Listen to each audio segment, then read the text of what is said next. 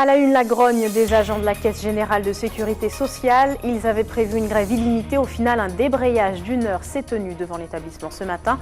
Pas de grève donc, mais les syndicats annoncent déjà un nouveau mouvement tôt demain matin. Près d'une centaine de squatteurs dans les anciens locaux de Météo France sous le coup d'une procédure d'expulsion. Ils ne comptent pas quitter les lieux et risquent 50 € d'amende par jour. Environ 70 personnes y sont installées. Enfin, nous partirons à la rencontre d'un jeune Amérindien passionné. Il fabrique et rénove des tambours traditionnels Samboula dans son village de Terre-Rouge à Saint-Laurent. Immersion à suivre dans son atelier. Bonsoir à tous, merci de nous avoir rejoints pour cette session d'information. L'accueil du public n'a donc finalement pas été perturbé aujourd'hui à la Caisse générale de sécurité sociale. La grève annoncée la semaine dernière s'est transformée en rassemblement d'1 heure entre agents et syndicats devant l'établissement ce matin. Le collectif dénonce, on vous le rappelle, plusieurs dysfonctionnements, notamment des sanctions prises à l'encontre de certains agents jugés injustifiés. On écoute plutôt les précisions d'un représentant syndical au micro de Jonathan Lariot. Nous avons vu les longueurs en termes de liquidation des dossiers pour les remboursements. Nous voyons aussi la lenteur concernant les remboursements et les IJ. Et si on veut, ça a été dénoncé par un certain nombre d'agents. Ces mêmes agents qui aujourd'hui ont dénoncé, ont demandé des moyens, qui ont précisé que ces moyens-là ont été accordés par la directrice, ça c'est le seul bon point, mais qui par la suite ont été pénalisés avec des retrogressions sur son salaire et avec des blâmes et des avertissements. Et nous ne pouvons pas accepter cette situation-là. Ce que nous demandons tout simplement à la directrice, c'est que ces avertissements-là, ces blâmes soient retirés. Ensuite, ce qui a été demandé avec force par 60 agents, c'est le déplacement de 2 cadres, tout simplement, pour la continuité et le bien-être des agents, tout simplement. Et c'est ce qui est demandé aussi aujourd'hui. Et nous avons plusieurs points concernant la formation. Bien avant, il y a eu des discussions, puisque c'est très simple. Le but n'est pas ni de faire des blocages, le but n'est pas d'être en conflit permanent. Le but d'abord, la première chose de la sécurité sociale et des agents, c'est de servir les assurés, qu'ils aient leur sécurité sociale à jour au bon moment, qu'ils aient des remboursements quand il le faut. Le problème, on arrive à une situation où ces agents-là, mentalement, ne peuvent plus travailler dans de bonnes conditions. Et notez qu'un appel à la manifestation est lancé par l'intersyndicale devant les locaux demain matin à compter de 5 heures. Autre mouvement social, celui de l'école maternelle de Mirza à Cayenne ce matin. Des ATSEM se sont mis en droit de retrait pour protester contre l'attitude jugée violente d'une enseignante. Mouvement soutenu par les parents d'élèves. Selon eux, les enfants étaient terrifiés à l'idée de retourner en classe. Jonathan Lariot était sur place. Pour les parents d'élèves, la coupe est pleine. Rassemblés devant l'école maternelle de Mirza ce matin, ils dénoncent le comportement inapproprié d'une enseignante à l'encontre de leurs enfants. Certains parlent même d'enfants martyrisés. Cette maîtresse, présente depuis un peu plus de 3 ans dans le corps enseignant, n'en est pas à ses premiers déboires. De nombreuses plaintes ont déjà été déposées au rectorat. Les enfants sont face à ces cris tout au long de la journée parce qu'elles n'arrivent pas à maîtriser. Les agents sont tout le temps sur le qui-vive justement par rapport à sa façon d'exercer. Les enfants sont libres à eux, ils partent comme ça de la classe. Donc il y a toutes sortes de choses qui fait qu'aujourd'hui, je vous dis que les agents sont chacun traumatisés par cet état de choses. Et les parents qui aujourd'hui apprennent que il y a cette chose qui se fait dans leur classe et que depuis l'année dernière ça avait été reporté. Pourquoi? Rien n'a été fait, aucune mesure n'a été prise. Une intervention qui aura poussé les parents à venir chercher leurs enfants. Certains d'entre eux ne voudraient même plus se rendre à l'école par peur de leur institutrice. La maire de Cayenne s'est rendue sur place. Après près d'1 heure de discussion, aucune information ne filtre sur le comportement de l'enseignante. Le rectorat se refuse à tout commentaire. Nous avons donc mis en place une réunion avec le rectorat, avec la directrice de l'établissement, pour pouvoir évacuer en tout cas leur ressenti. Aujourd'hui, enfin, je laisse le soin à l'inspectrice à vous annoncer le départ de l'enseignante et tout va rentrer dans l'ordre. Donc nous avons mis en place, en tout cas le maire a mis en place un système d'écoute pour les ATSEM qui le souhaitent avec un psychologue. Donc je pense qu'aujourd'hui, tout va rentrer dans l'ordre à partir du moment où l'enseignante quittera l'établissement. Si rien ne vient lever le voile sur l'ampleur du problème, la manifestation de ce matin aura eu son impact. L'institutrice devrait être relevée de ses fonctions dès demain. Dans l'actualité également, le nouveau président de la Chambre des métiers désormais connu, il s'agit de Philippe Alcide Di-Clozel, l'ancien allié du président sortant. Un mandat de 5 ans commence pour lui ce soir. Nous l'avons joint par téléphone. Bonsoir Monsieur Alcide Di-Clozel. Oui, bonsoir. Merci d'être avec nous. Alors vous venez d'apprendre votre victoire, la victoire de votre liste à la tête de la Chambre des métiers. Quelle est pour vous la première étape? Quelles sont les premières mesures que vous comptez mettre en place? C'est vrai que je suis actuellement toujours en préfecture et avant tout, je profite pour remercier l'ensemble des artisans qui ont voté et qui nous ont apporté leur confiance pour un mieux vivre au niveau de la Chambre des métiers de la Guyane. Pour vous dire, les actions que nous allons mener, ce sont ceux qui sont inscrits dans notre programme. Nous allons commencer déjà d'une part à nous rassembler de façon à ce que nous puissions discuter sur ce programme que nous avons bâti ensemble. Et nous allons mener quelques audits. Et ensuite, on pourra expliquer aux membres de la Chambre, aux artisans et au grand public le travail que nous allons mener pour les 5 ans à venir. Et alors, ce nouveau bureau que vous devez installer, quand est-ce que vous comptez mettre en place vos nouveaux conseillers? Vous savez que la Chambre des métiers, c'est une chambre consulaire. Il y a des règles. Je suivrai les règles prévues par les textes.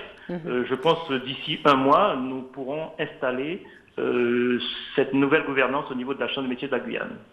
D'accord. Et concernant, je reviens sur ma première question, voilà les premières mesures que vous comptez mettre en place, au moins un exemple?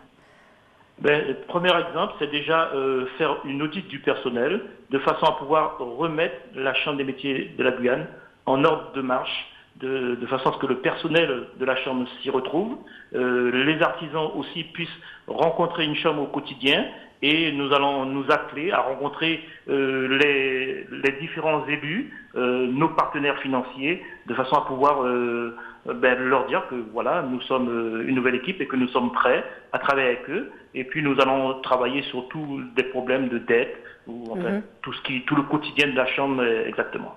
Un dernier point, vous avez longuement souligné, on va dire, les défauts de l'ancien président de la Chambre des métiers. Comment comptez-vous sortir du lot en le remplaçant à partir d'aujourd'hui? J'ai pas trop bien compris votre question. Je disais que vous aviez longuement souligné les défauts du président sortant Henri Contou tout au long de la campagne, mais aussi avant, sans revenir sur toutes les difficultés que vous avez rencontrées en termes de relations. Mais quand même, comment est-ce que vous comptez sortir du lot aujourd'hui en prenant la place de président de la Chambre des métiers? De toute manière, c'est vrai que nous avons fait remarquer quelques difficultés que rencontre la Chambre. Nous savons aujourd'hui, nous sommes déjà au travail, que le travail est énorme. Nous n'allons pas en terrain inconnu. Et quelque part, nous allons prendre les choses à bras le corps, faire les audits. Et puis, vous verrez, d'ici quelques temps, nous allons vous en parler, puisque nous allons communiquer largement avec l'ensemble de la population, avec les artisans et aussi avec le personnel de la Chambre des métiers. Merci Philippe Alcide Di-Clozel. On rappelle que vous êtes le nouveau président de la Chambre des métiers. Nous reviendrons bien sûr très prochainement sur cette information. Je vous remercie. On poursuit dans l'actualité, je vous le disais en titre, les habitants des anciens locaux de Météo France à Cayenne ne veulent pas céder face à la menace. Ils ont reçu lundi une obligation de quitter les lieux et ont peu de temps pour réagir sous peine d'une amende de 50 € par jour. Mais ils n'entendent pas se soumettre à l'autorité. Environ 70 personnes, dont 29 enfants, occupent ces lieux. Ayodele Germa est allé à leur rencontre. Une chambre d'à peine 10 mètres carrés pour les 5 membres de cette famille péruvienne. Le père a quitté le Pérou avec ses 3 enfants et sa femme pour des raisons économiques. En Guyane, la préfecture lui a délivré un récépissé de demande d'asile valable jusqu'en début d'année prochaine. Como le digo, de aquí de mi vecina también, su hija estudia. Están estudiando. Son que tenga, dile, todos estudian, que tenga. Tous les jeunes d'ici sont en études. Pour eux, il faudrait un sursis de quelques mois pour trouver un autre logement. Mais pour cette mère célibataire de 4 enfants, pas de plan B ni de titre de séjour. En 3 ans d'occupation, elle a reçu 3 courriers d'expulsion. Elle se dit laissée pour compte. Ça fait beaucoup de temps. Nous avons passé beaucoup de misère ici. Mais nous essayons de rester vifs pour les enfants. Nous pas que dormir sous le toit. Mais si vous voulez mettre nous dehors, nous pas de problème. Mais nous côté pour nous émerger. Parce que la situation n'est pas normale. Nous pas qu'à travailler. nous pas rien à mener avec Timounio. Timounio né ici, Timounio l'école ici. C'est nous-mêmes qui pour protéger Timounio. Alors, ben nous aide. Association, tout côté qui ouais nous nous aide parce que nous c'est être humain. Nous c'est être humain. L'avocat du propriétaire des lieux n'a pas souhaité s'exprimer sur les éléments de la procédure en cours. Si les occupants ne quittent pas les lieux aujourd'hui, ils devraient être tenus de s'acquitter de 50 € par jour supplémentaire d'occupation. À Saint-Laurent, le maire remettait hier les clés de 10 appartements situés dans 3 villages amérindiens à leurs nouveaux locataires. Les 10 premiers logements sociaux évolutifs d'un projet qui en prévoit 34 dans le cadre de la lutte contre l'insalubrité.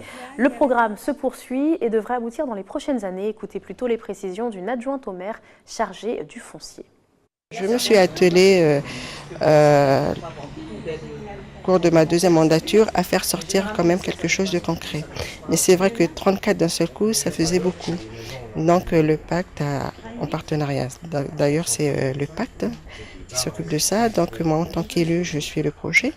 On a décidé de faire sortir 10 logements sociaux. Donc 4 à Paddock, 4 à Village Pierre et 2 au Village Espérance. Là aujourd'hui on a remis les clés aux attributaires, donc ils ont pris possession de leur maison et le projet continue quand même. Voilà, donc par la suite il y a encore 27 logements qui doivent sortir de terre. Pas cette année, mais j'espère l'année prochaine. C'est des logements sociaux, ce qu'on appelle un LES, c'est des logements sociaux évolutifs sociaux. Donc, en gros aussi, c'est pour, éradiquer les habitations insalubres. Ce que nous demandons aussi, c'est que les personnes qui avaient une habitation insalubre, dès qu'ils ont bénéficié d'un logement social, qu'ils démolissent l'autre logement qui est insalubre. Par contre, il y a des personnes qui n'avaient pas d'habitation, qui habitaient toujours chez leurs parents avec des enfants, donc ils intègrent directement leur habitation. Tout autre chose à présent, la saison sèche bat son plein en Guyane depuis le début du mois, mais le mercure grimpe aussi chez nos voisins de la Martinique. Selon les spécialistes, rien de bien inquiétant pour la saison. Cela dit, nos confrères d'ATV Martinique ont cherché à savoir comment les habitants font face à ces fortes chaleurs. C'est un reportage signé Céline Chalonneau et Michelet François. Si tout le monde s'accorde à dire que ces dernières journées de chaleur sont particulièrement étouffantes, selon Météo France Martinique, les températures relevées sont tout à fait de saison. Toutefois, le cocktail soleil et humidité est difficilement supportable pour ceux qui travaillent en extérieur ou même visitent notre île. On essaie de trouver des endroits climatisés et ensuite de l'ombre et un peu de vent, quoi. Vu que je travaille tout ça, il n'y a pas photo. Je sens qu'on souffre de la chaleur. Hein. Ah ouais. Et pour le reste de la population, le constat est le même. Il fait chaud. Alors beaucoup s'adaptent car quand le mercure monte, le risque de déshydratation est plus important, surtout pour les publics dits fragiles. Il m'arrive d'arriver à jusqu'à 3 litres d'eau. Disons, puisqu'on a chaud dans la maison, on a là le ventilateur, mais on a soif.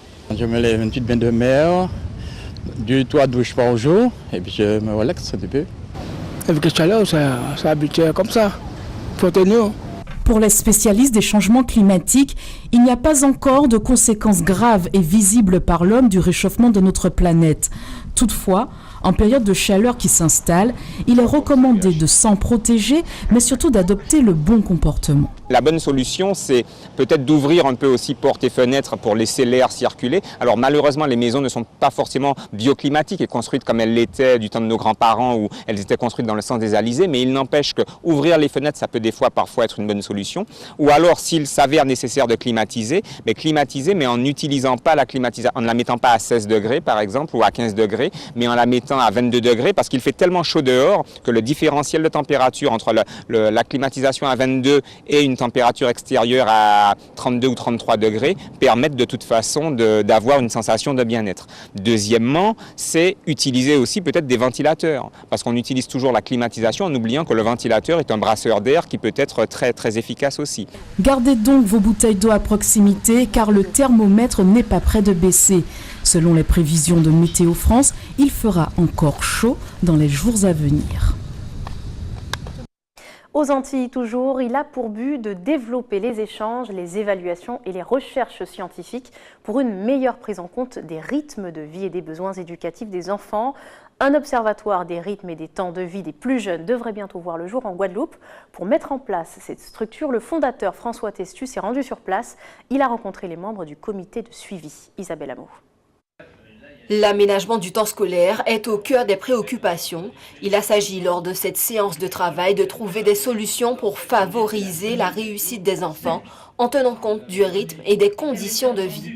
C'est le principal objectif de la mise en place de l'Ortège. On va d'abord voir quel est l'impact de ces différents aménagements du temps, parce qu'il y a plusieurs aménagements du temps proposés au niveau des enfants. Quel est cet impact sur les comportements des enfants, sur leur rythme et sur leur vigilance, leur attention et par voie de conséquence, donc leurs apprentissages. En fonction de ça, eh bien, on essaiera de tenir compte de cela et de modifier à la marge bien évidemment, mais de modifier des emplois du temps qui seraient à l'encontre de tout bon sens et qui, bon, d'ailleurs je ne pense pas qu'on trouvera ça, mais enfin on ne sait jamais, et dans ce cas pas modifier, mais on va dire aux personnes qui ont mis ça en place, attention, là il y a quelque chose qui ne va pas. Ce dispositif a sa phase d'évaluation, différentes recherches et analyses concernant les rythmes de vie, des besoins éducatifs, le bien-être des enfants et les projets pédagogiques en lien avec les activités périscolaires seront évalués dans plusieurs établissements. Le fait qu'on ait choisi des écoles implantées sur différents territoires, que ce soit sur les îles du Nord, les îles du Sud et la Guadeloupe continentale, c'est quelque chose aussi qui nous permettra de voir dans quelle mesure les choses varient ou pas, et toujours dans l'intérêt de la réussite de tous les élèves de la Guadeloupe. L'objectif de ce rapport permettra à terme d'adapter les rythmes scolaires aux spécificités du département. Allez, retour chez nous pour une rencontre à présent avec un jeune Amérindien fabricant de samboula. Âgé de 28 ans, Jean-Jacques se passionne pour la culture et le savoir de ses ancêtres. À l'ère de la haute technologie, il allie tradition et outils modernes pour remettre sur pied ou donner naissance à de nouveaux tambours amérindiens. Elsa Gonzalez l'a rencontré au village de Terre-Rouge. Regardez. La fabrication de samboula nécessite patience et persévérance. Depuis plusieurs mois, Jean-Jacques travaille sur ce tambour traditionnel amérindien. Les pots et les lianes enfin trouvés, il passe à l'assemblage. On est à l'étape où on a tous les éléments, on a coupé les lianes, donc on va attendre que ça sèche. Et puis une fois que ça sera sec, on va monter le tambour, c'est-à-dire on va tremper les pots dans l'eau. Et puis on va le mettre autour des lianes avec la corde et puis on va le tendre et puis ça sera prêt pour chanter. Pour un tambour, c'est au minimum 1 mois de travail. Il faut passer par plusieurs étapes avant d'arriver au résultat final. La fabrication de tambour, donc déjà il faut le tronc, on l'abat et puis on coupe, on les coupe en différentes parties. Donc on enlève le cœur, on donne la forme, on le laisse sécher et puis il faut la peau, il faut 2 peaux, il faut les lianes. Pour un tambour il faut 6 lianes. Donc 2 petits et 2 grandes. Et puis une fois qu'on a tous ces éléments-là, on monte le tambour. Donc on va dire grosso modo pour faire un tambour, ça prend 1 mois. Propriétaire de 7 tambours, dont celui de son grand-père, c'est en rénovant et démontant ce dernier qu'il renoue avec la tradition de ses ancêtres. À un moment, notre culture était en train de s'éteindre. Mais avec plusieurs groupes qu'il y a eu sur Awala et Yalimapo, c'est revenu. Et on va dire sur Saint-Laurent, ça fait un moment qu'il n'y a plus de groupe. Avant sur Terre-Rouge, il y avait des chanteurs. Donc on va dire aujourd'hui, avec le groupe que j'ai fait, ça revient. C'est-à-dire nous sommes des chanteurs de Village-Pierre et de Saint-Laurent, nous sommes mélangés. Mais en même temps, s'il faut qu'il y ait un partage avec les autres groupes, nous sommes partants. Jean-Jacques est conscient qu'il faudra du temps à la nouvelle génération pour prendre conscience de la richesse et du patrimoine amérindien. Il espère, par son exemple, donner envie aux jeunes d'allier tradition et modernité. Ainsi s'achève ce journal. Avant de se quitter, je vous rappelle les principaux titres à retenir. La grogne des agents de la Caisse générale de sécurité sociale. Ils avaient prévu une grève illimitée. Au final, un débrayage d'1 heure s'est tenu devant l'établissement ce matin. Pas de grève donc, mais un nouveau rassemblement tôt demain matin est annoncé par les syndicats. Près d'une centaine de personnes vivant dans les anciens locaux de Météo France à Cayenne sont sous le coup d'une procédure d'expulsion. Ils ne comptent pas quitter les lieux et risquent 50 € d'amende par jour. Environ 70 personnes, dont 29 enfants, y sont installés. Enfin, nous sommes partis à la rencontre d'un Amérindien passionné. À 28 ans, Jean-Jacques fabrique et rénove des tambours traditionnels samboula, mettant ainsi à l'honneur le savoir-faire de ses ancêtres. Merci de nous avoir suivis. Ne bougez pas. Dans un instant, le JT de TF1. Puis vos programmes continuent sur votre antenne à Télé Guyane. Très bonne soirée à vous. À demain.